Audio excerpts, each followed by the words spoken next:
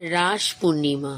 তোমরা জানো রাস পূর্ণিমা কিন্তু আমাদের এই নদিয়ার শান্তিপুরে কিন্তু খুব সুন্দর হয়।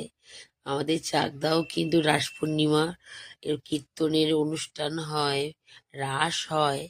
রাসে কিন্তু অনেকেই কিন্তু পুজো করে, লক্ষ্মী পুজো। আমি আমার বান্ধবীর বাড়িতে চলে এসেছি প্রসাদ খেতে। চলো তোমাদের একটু রাধা গোবিন্দ আর মা লক্ষ্মীকে দর্শন করিয়ে দিই।